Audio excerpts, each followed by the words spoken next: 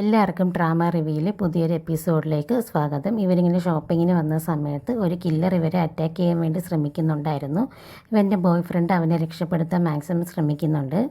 ഇവൻ്റെ കയ്യിൽ ഗണ്ണുണ്ടായിരുന്നു, അതുകൊണ്ട് തന്നെ അവൻ തിരിച്ച് ഷൂട്ട് ചെയ്യുന്നുണ്ടായിരുന്നു. പക്ഷേ ഒരു ഘട്ടം എത്തിയപ്പോൾ ഗണ്ണിൽ ബുള്ളറ്റ് തീരുകയും അവർക്ക് ഇഞ്ചുറി പറ്റുകയും ചെയ്യുന്നുണ്ട്. ആ സാഹചര്യത്തിൽ ഇവൻ അറ്റാക്ക് ചെയ്യാൻ വന്ന ആൾ ഒരു ഗൺ ഷോട്ട് അവൻ്റെ ബോയ് ഫ്രണ്ടിൻ്റെ നേരേക്ക് വിടുന്നുണ്ട്. അത് അവൻ്റെ കയ്യിലേക്ക് കൊള്ളുകയും ചെയ്യുന്നുണ്ട്. ഈ സമയം കൊണ്ട് തന്നെ ആ ഷൂട്ടറിനെ അവൻ്റെ ബോയ് ഫ്രണ്ട് കീഴടക്കുകയും ചെയ്യുന്നുണ്ട്. പക്ഷേ അവൻ്റെ കയ്യിൽ നിന്ന് അവൻ ഓടി രക്ഷപ്പെടുകയും ചെയ്യുകയാണ്. ഇവൻ്റെ ബോയ് ഫ്രണ്ടിന് ഇഞ്ചുറി പറ്റുന്നത് കൊണ്ട് തന്നെ ആ കില്ലറിൻ്റെ പിറകിലോട്ട് ഇവൻ പോകുന്നില്ല. ഇവനെ രക്ഷിക്കാൻ വേണ്ടിയിട്ടാണ് അവൻ ശ്രമിക്കുന്നത്. ഇവരാണെങ്കിൽ ഒരു സേഫായിട്ടുള്ള പ്ലേസിലോട്ട് മാറുന്നുണ്ട്. അതിനുശേഷം ഇവൻ്റെ ഫ്രണ്ട്സൊക്കെ കൂടെ ചേർന്ന് അവൻ്റെ കയ്യിലുണ്ടായ മുറിവിന് ട്രീറ്റ്മെൻറ്റൊക്കെ ചെയ്യുകയാണ്. കയ്യിൽ സ്റ്റിച്ചൊക്കെ ഇടുന്നുണ്ട്, പക്ഷേ മരുന്നൊന്നും ഇടാതെയാണ് സ്റ്റിച്ച് ചെയ്യുന്നത്. അതുകൊണ്ട് തന്നെ അവന് നല്ല വേദനയുണ്ട്. അവൻ്റെ ബോയ് ഫ്രണ്ടാണെങ്കിൽ അവൻ്റെ കൈ ഇറുക്കി പിടിച്ച് വെച്ചിട്ടുണ്ടായിരുന്നു, അവന് വേദന എടുക്കാതിരിക്കാൻ വേണ്ടി.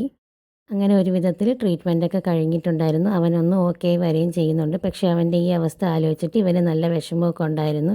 അവന് രക്ഷിക്കാൻ പറ്റാത്തൊരു സാഹചര്യമായിപ്പോയി. അതുകൊണ്ട് തന്നെ അൺഎക്സ്പെക്റ്റഡായി ഉണ്ടായ ഒരു ആക്സിഡൻ്റാണ്. അതുകൊണ്ടാണ് ഇവർക്ക് കൂടുതലായിട്ടൊന്നും ചെയ്യാൻ പറ്റാത്തൊരു സിറ്റുവേഷൻ വരുന്നത്.